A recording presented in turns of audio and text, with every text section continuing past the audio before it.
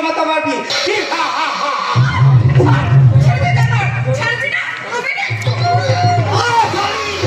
তুই আমাকে কামড়ে দিলি, তোর ওই চোখের সামনে তোর এই বাচ্চাটাকে খুন করে গলা টিপে তোকে আমি এখান থেকে তুলে নিয়ে যাবো।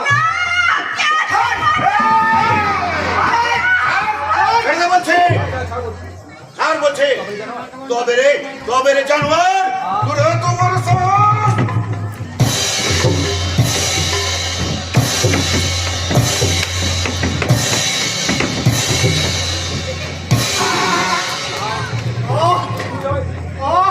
তুই আমাকে বাঁচতে দিবি না।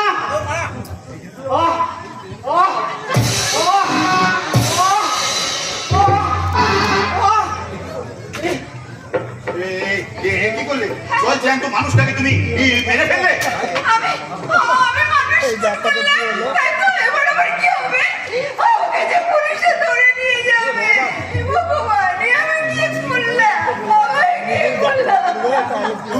তুমি একদম ভেবো না, তুমি একদম ভেবো না। এই খুনের কথা তুমি আর আমি ছাড়া কেউ জানবে না। তুমি এখান থেকে এবার পালাও। জীবনের কাছে চক্কর খেতে খেতে আজ বাঁচার ইচ্ছেটা এমন মরে গেছে। তোমার স্বামী বুঝি তোমাকে তাড়িয়ে দিয়েছে? আমার তো স্বামী নেই বাবু। স্বামী নেই? ভাগ্য বিড়ম্বনায় আজ আমি কুমারী মা হয়ে বসে আছি। তার মানে কোনো অবৈধ সন্তানের জন্ম দিয়েছো? সেই কথাই আজ আমি তোমায় বলবো। এসো আমার সঙ্গে এসো।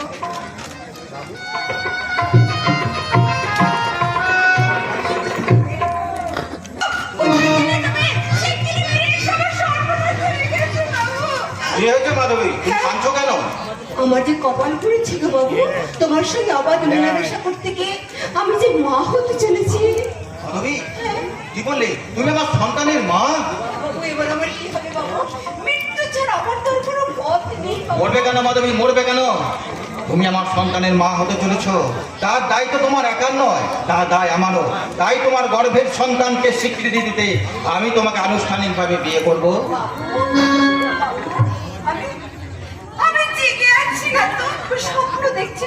স্বপ্ন তো আমি এবার দেখাবো মাধবী।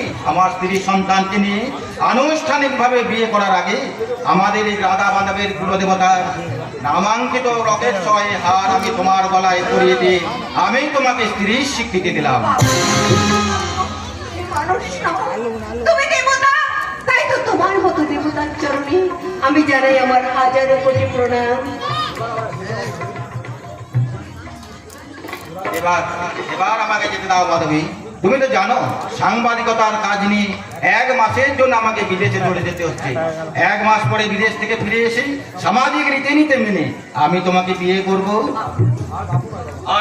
আর বাবু নয় মাধবী, আর বাবু নয়, এখন থেকে আমরা শুধু স্বামী স্ত্রী। এবার বলে আসি, ভালো থেকো, আমার সন্তানের খেয়াল রেখো।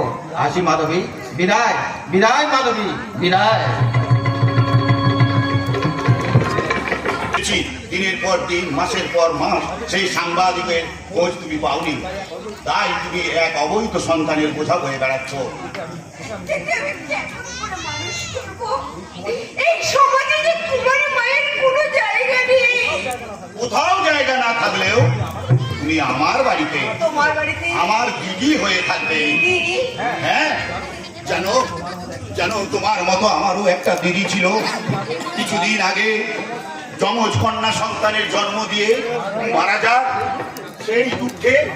সেই দুঃখে আমার জামাই বাবু কয়েকদিনের মধ্যেই হাট ফেলে করে। মাত্র কয়েকদিনের বাচ্চা দুটোকে নিয়ে আমি বড় এই দুশ্চিন্তার মধ্যে আছি। তুমি যাবে দিদি? তোমার এই সন্তানের সাথে সাথে আমার সেই অনাথিনী 2 ভাগ্নিকে মানুষের মতো মানুষ করার জন্য তুমি আমার বাড়িতে যাবে? বেশ, ভাগ্য যখন আমায় মরতে দিল না, নতুন করে বাঁচার জন্য আমি তোমার ঘরেই যাব। তবে একটা শর্তে। কি শর্তে? আমার সন্তান আর আমি যে ওর কুমারী মা, এই কথা আমি না জানানো পর্যন্ত তুমি ওকে জানাতে পারবে না। বেশ, তাই হবে দিদি, তাই হবে। আজ থেকে সবাই জানবে ও আমার আপন ভাগ্নে রাধা রানীকে গাজনের মেলায় হারিয়ে যাওয়ার পর থেকে আমি এই রাজাকে রাজার মতো করে মানুষ করব। দাও দাও দাও, আমার কোলে দাও। আজ থেকে আমি একে রাজার মতো করেই মানুষ করব। তাই তো এর নাম রাখলাম রাজা।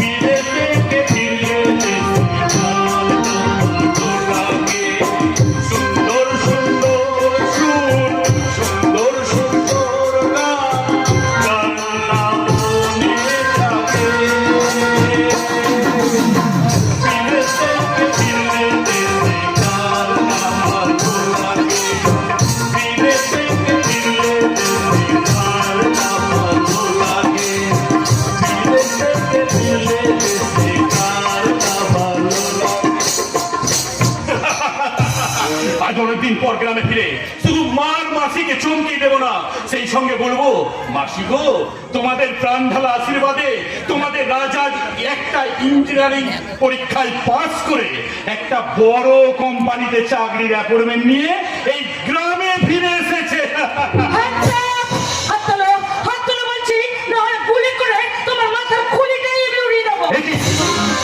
কে কে আপনি? হ্যাঁ, আমি পুলিশ অফিসার বরঙ্করি ভট্টাচার্যা।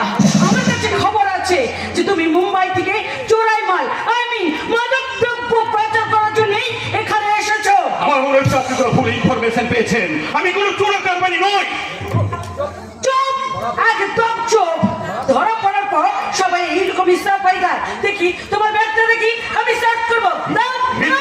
মিথ্যে লিখেছেন দিয়ে আপনি আমার ব্যাগটা সার্চ করতে পারেন না। তাছাড়া আমি কিন্তু আমার ব্যাগটা সার্চ করতে আপনাকে দেব না। আগে আমি ব্যাগ সার্চ করবো, ব্যাগটা দাও। বিশ্বাস করুন ম্যাডাম, এই ব্যাগে কোনো চোরাই মাল নেই। চুপ। ম্যাডাম, কি ল্যাপটপ?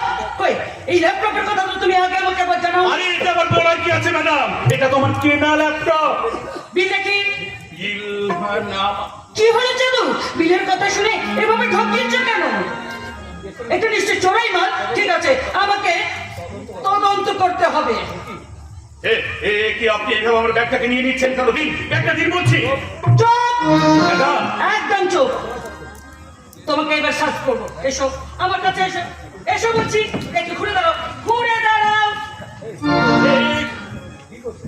কি করছেন? কি করছেন? ছাড়ুন, ছাড়ুন বলছি, ছাড়ুন। কি আছে? এটা কিন্তু আপনি ঠিক করলেন না ম্যাডাম।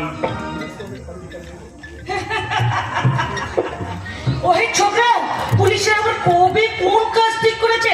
পুলিশেরা যদি তাদের নিজেদের কাজ ঠিক মতো করতো, তাহলে 10 টাকার রুটি চুরি করে চোরটা জেল খাটতো না। ম্যাডাম, হাজার হাজার কোটি টাকা চুরি করে বিদেশে পালাতে পারতো না।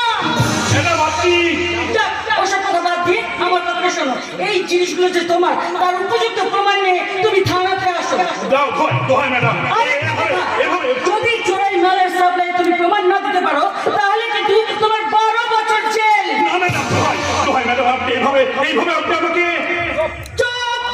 আমি আবারও বলছি, আমি পাবলিক নই যে ভয় এখান থেকে পালিয়ে যাবো। ম্যাডাম, হ্যাঁ, আর রাক্ষস নয় যে তোমাকে গিলে খাবো। ম্যাডাম, আমি হলাম লেডি পুলিশ। কিছু না পারি তোমাকে কামড়ে দেবো।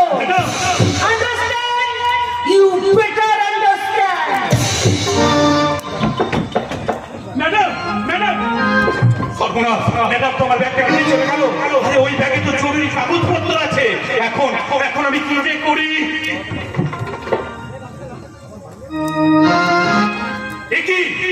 আমার মানি ব্যাগটা, আরে কি ওই ম্যাডাম পুলিশ অফিসার ছিল, আমার মানি ব্যাগটাকে চুরি করে নিয়ে গেছে। ম্যাডাম, ম্যাডাম, ব্যাগটা আপনি নিয়ে যান ম্যাডাম।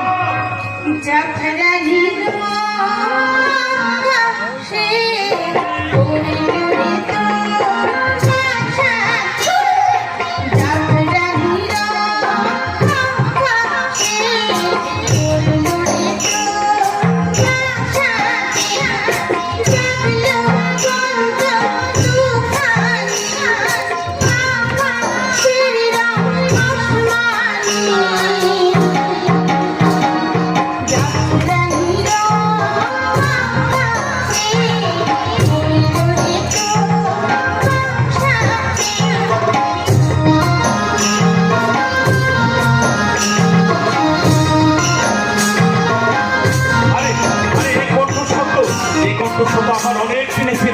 দেখি তো কে গাইছে এমন মধুর সুরে মন বাঁচানো গান।